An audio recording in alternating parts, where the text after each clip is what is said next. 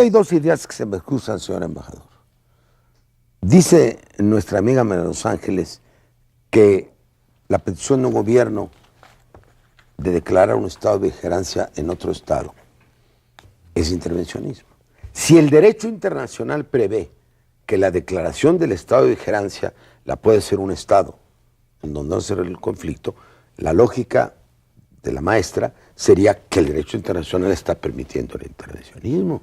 Es una afirmación muy fuerte. ¿Cuál es la verdadera intención de Venezuela? ¿Intervenir o generar un clima internacional? Lo segundo, evidentemente. Lo primero no es posible porque nosotros en 1000 ocasiones hemos sido invitados a participar en conversaciones en favor de la paz en Colombia con los actores y dirigentes de ambos lados en el conflicto, y además nuestro territorio, por petición oficial de las autoridades colombianas, en numerosas ocasiones ha sido sede de entrevistas abiertas o en la región de cubiertas, la región andina, en diferentes lugares, inclusive hasta en la isla de Margarita. Pero yo quiero decir algo. La indiferencia y la abstinencia de la comunidad internacional, basada sobre exquisiteces de carácter jurídico, protocolar, mata. En 1975 hubo un conflicto entre Ruanda y Burundi, entre Tutsis y Hutus. Hubo solamente 50.000 muertos. La comunidad internacional, los medios no le prestaron atención, seguramente porque eran negros. Racismo puro. El racismo subyacente que existe en mucha gente.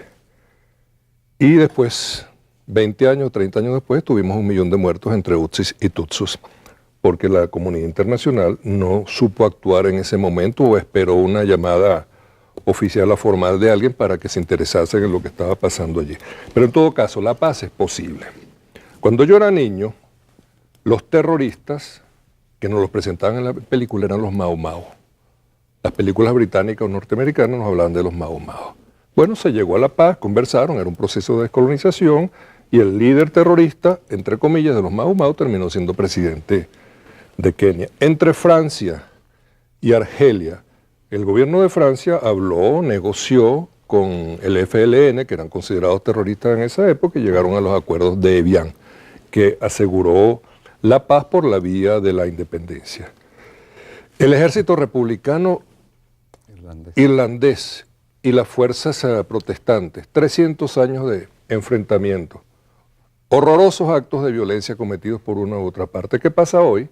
El gobierno de Irlanda del Norte está integrado o dirigido por el primer ministro Ian Paisley, de la mayoría protestante, uno de los más horrorosos fanáticos políticos y religiosos que uno recuerda, y ahora es un pacífico líder, secundado por el ex jefe de la fuerza militar, del ala militar del ejército republicano irlandés, que es el señor McGuinness, que participó en actos militares muy feos. Pero además de eso, le tengo una buena y una mala noticia. La buena noticia es que en Colombia se logró la paz. La mala noticia es que en Colombia se frustró la paz. En los años 80 se logró que las guerrillas bajasen de la montaña. Con todas las seguridades comenzaron a participar en la política activa, en los cuerpos representativos, en el gobierno. Alguien me dijo una vez, a los guerrilleros hay que darle empleo porque tienen familia. Y ese mismo alguien que me hizo ese comentario me dijo algo, y no lo voy a citar porque fue un comentario en privado que le escuché, pero me dijo, bueno, logramos la paz, pero en aquel momento, pero el DAS, Policía Secreta, Policía de Seguridad de Colombia, las fuerzas militares, que es como llaman ellos a sus ejércitos, el conjunto de sus fuerzas armadas, la Policía Nacional, los liberales y mis compañeritos conservadores se dedicaron a exterminar. La Unión Patriótica, en muy poco tiempo, 1.500 muertos por parte de una clase dirigente ciega y tonta a la larga. 1.500 muertos que ni siquiera eran militantes, eran dirigentes, incluyendo 3 candidatos presidenciales, Pardo, Jaramillo, un líder del M-19, Pizarro, sin incluir a Galán y otros. Se nos atraviesa, el tiempo se nos acaba, sí, me va a permitir, don Ricardo, que le pregunte. Un tema que siempre ha sido muy fluido, de la determinación de la naturaleza de los conflictos. Es normal que las Naciones Unidas, en la agenda de las Naciones Unidas, sin que esto sea intervencionismo, estén inscritos problemas de autodeterminación dentro de estados, el asunto del Timor, la República Saharaui, por decir dos. Pero también están inscritos en la agenda, compañera, problemas internos de los estados que no pretenden crear un estado nuevo, como fue el caso de nuestro proyecto de resolución sobre el conflicto de Chile.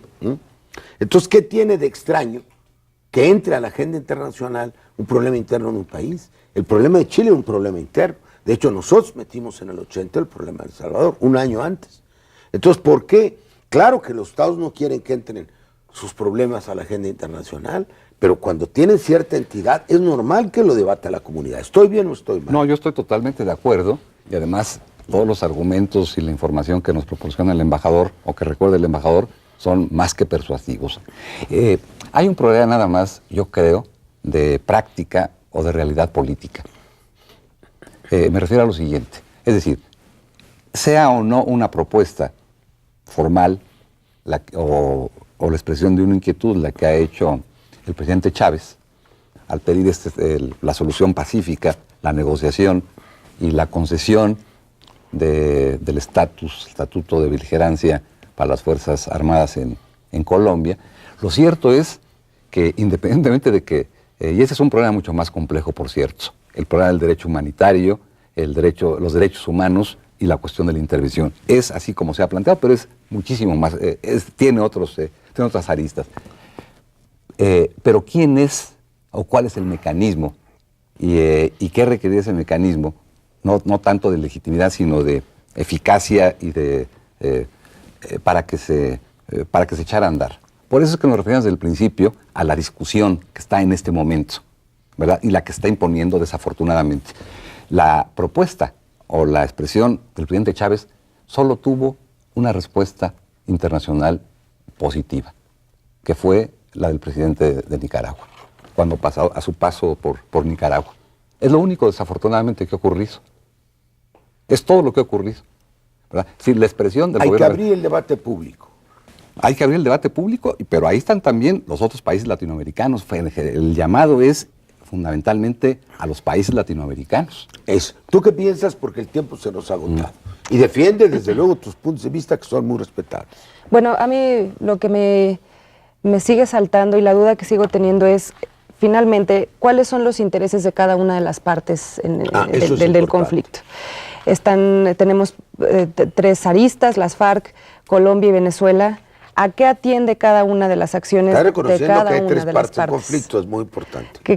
De cada una de las partes, lo cual no quiere decir que sea dentro del propio conflicto. Tú andas beligereando. Sí. Sin embargo, creo que el hecho de establecer una relación directa entre un grupo guerrillero sin el estatus de beligerancia con otro estado que no sea el estado en el que se está presentando el conflicto interno, sin duda el gran perjudicado será el estado en el que se está presentando el conflicto. La falta de legitimidad será de ese estado. El estado débil a la vista de la comunidad internacional será ese estado. En Colombia creo que existe la posibilidad, todavía existe la posibilidad de que antes de que un estado genere la posibilidad de establecer un estatus de beligerancia con los grupos guerrilleros, yo creo que todavía existen... ¿Y podría el Estado colombiano establecer un estatuto de beligerancia interna, como nosotros hicimos con el conflicto zapatista a través de la Ley de Concordia y Pacificación? Claro que lo podría Pero hay hacer. disposición para eso. No, y me parece que las consecuencias jurídicas de que cualquier Estado determine la beligerancia de un grupo insurgente son realmente graves. Es como participar... ¿Por qué los prevé el derecho internacional? Es como participar... como que en este caso las FARC tenga un cierto estatus como de Estado, como de un cierto Estado, no Estado, es una fuerza parte, política. una fuerza política que tiene esta subjetividad jurídica temporal, que sin embargo se trataría a la par con un Estado, el Estado con, así negociamos con en las Chiapas, FARC. cuando el doctor Zedillo decidió revelar la personalidad, la identidad de los sublevados, les iban a aplicar la acción penal. Yo tuve la negociación del otro lado, que nunca reconoció el subcomandante, bueno, es natural. Y llegamos a la conclusión de que había que hacer una ley para suspender la acción penal en un territorio determinado, la acción de investigación, la acción de acusación, etcétera. Entonces se creó un estatuto de beligerancia interna. ¿Tú crees que Colombia podría hacerlo? Pues lo ha intentado hacer. La ley de justicia y paz, creo que es el nombre de esta última ley,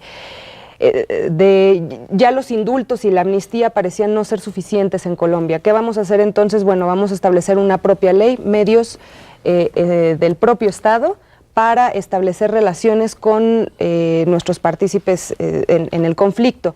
Entonces, en este caso, esta ley comenzó como una muy buena idea, sin embargo, la propia sociedad colombiana no aceptó que a los guerrilleros se les disculparan los crímenes de guerra que habían cometido. Entonces, ahorita están en ese conflicto de seguir argumentando con la ley de amnistía. Desde luego hay problemas internos de todo Estado, hay la opinión pública, hay el electorado, no nos cabe duda.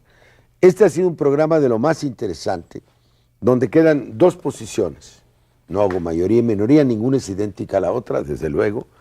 O este tema vale la pena, en aras de la paz, de que sea objeto de un tratamiento internacional, caso en el cual se opondría el gobierno de Colombia, o hay posibilidades de que el gobierno de Colombia, a pesar de su resistencia interna conservadora, y de la presión evidente que a través del Plan Colombia ejercen los Estados Unidos, podría tener la latitud y el espacio para abrir un estatuto interno de beligerancia.